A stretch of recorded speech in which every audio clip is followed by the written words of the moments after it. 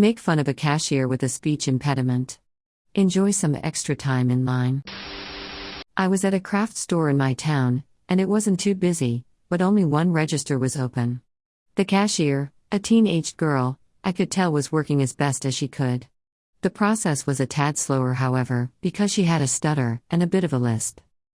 As she worked through the line, asking the usual questions probably mandated by the big wigs, "I've worked in retail, it's a thing," the man behind me began to huff and puff.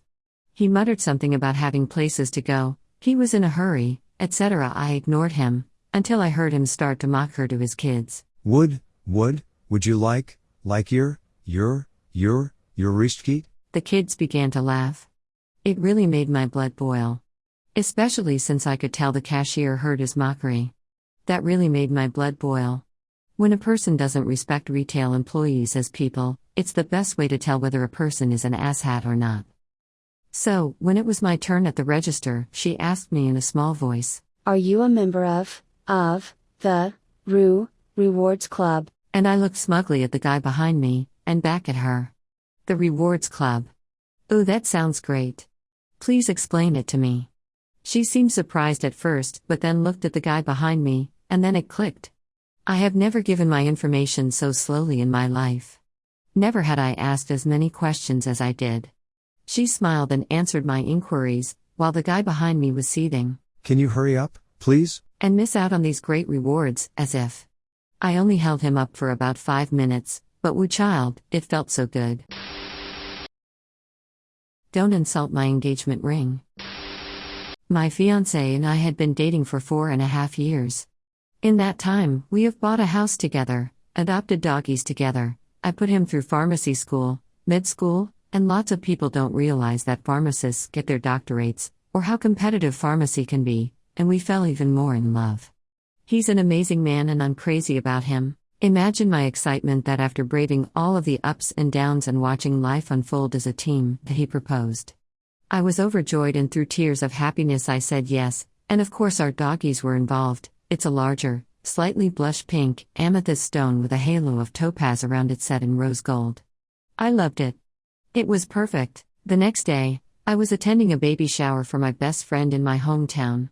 I trekked my way there, and even though I tried to downplay the engagement because I wanted it to be about her, she made a mini announcement because I knew people who were there. Most people did a little congrats type thing, which was nice, except for her cousin. This girl, let's call her Amy, is super religious. Actually, everyone from my hometown is super religious. And I appreciate their faith, but I didn't like her judgment. She has voiced her opinions before about how people shouldn't live together unless they're married and all that jazz. So when she sauntered over, she took my hand in hers and scrutinized the ring.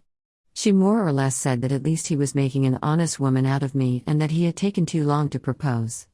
Then she kind of scrunched her nose at my ring and asked what kind of stone it was, with a little, snobby, half smile on her face.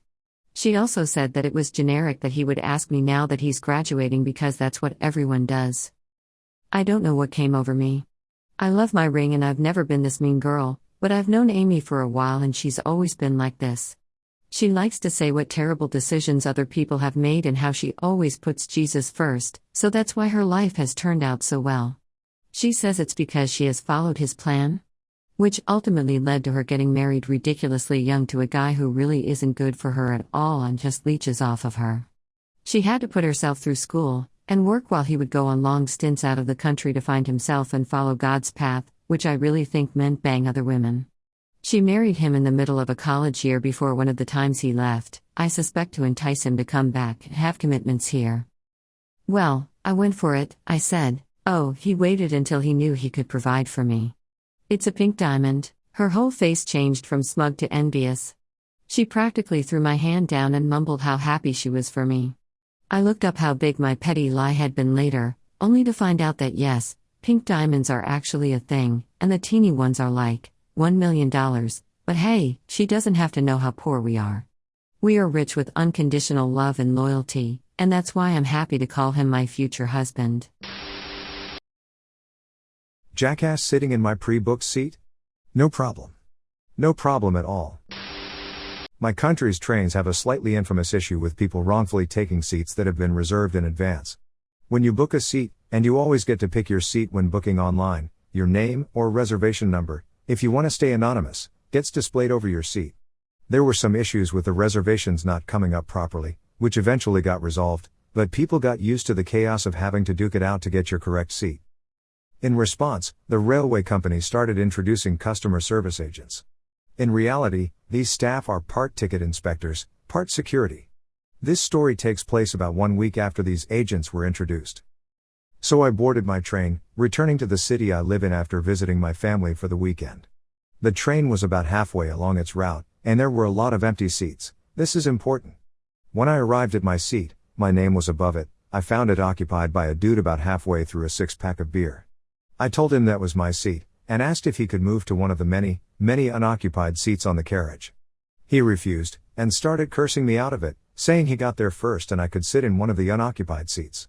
Generally being a bit of a bastard, throwing his empty cans out into the aisle. At this point, I could have given one of the customer service guys a heads up, and have them persuade the guy to move to one of the empty seats. But honestly, that didn't feel satisfying enough. Cue PettyRevenge. Looking above his head, I could see that the seat next to him was booked from 3 stops down the line. I also knew that 2 stops down the line was when most commuters got on the train. I plonked myself down in the other pre-booked seat directly next to this dude rather than sitting in one of the unreserved seats. The jackass in my seat settled back down with his cheap beer and started blasting music from his phone. 2 stops down the line, the train fills up completely. Standing room only from then on. The stop after that, the lady who booked the seat I was currently sitting in got on. I explained the situation to her, and together we grabbed one of the customer service dudes. I got my seat, the lady got her seat, and jackass got to stand outside the pisser for the 2 hours left in the journey. You can pick it up at the police station. No, not that police station. About 5 years ago, I saw someone lose their smartphone in real time. I was driving behind her and saw it fly off the top of her car on a busy 1-lane highway. It was a little dangerous, but I pulled over, waited for a break in traffic, and darted out to grab the phone. It was miraculously unharmed. Her background pic showed a 20-ish redhead and a boyfriend who looked like a shittier version of FaZe Banks. I kept driving around doing my errands until her phone rang, about 30 minutes later. I told her where the phone had flown off the roof, how I retrieved it, and mentioned she must have put it up there while getting gas or something. Her response? Okay. Could you bring it here to me in her town, 40 minutes away, please? I work at Pizza Joint. Ooh, that's nowhere near me. I'm in my town. You can pick it up here. I'll meet you at the Dunkin' Donuts. I can't drive all the way to your town. I don't know your town. Let's meet halfway at Popular Restaurant. That's not even remotely halfway. Popular Restaurant is still in your town. Wanna just pick it up later? I don't have time for this. Puts boyfriend on phone. Dude, what's your problem? Give her back her phone, already. This went on for a few minutes, boyfriend getting tougher and tougher. I have zero tolerance for shitty behavior, so I hung up on them and shut off the phone. I was going to visit my grandfather the next day, so I kept the phone on me until then. When I got to Granddad's town, 2 hours away, I turned the phone on, called the girl's father, and told him everything. He was very apologetic, and I'm guessing it wasn't his first rodeo. I told him due to her rudeness, and boyfriend's thinly veiled threats, the phone could now be picked up at the local police station in my granddad's hometown. Dad's response? Looks like she'll have a 3-hour drive both ways this weekend. Sorry again.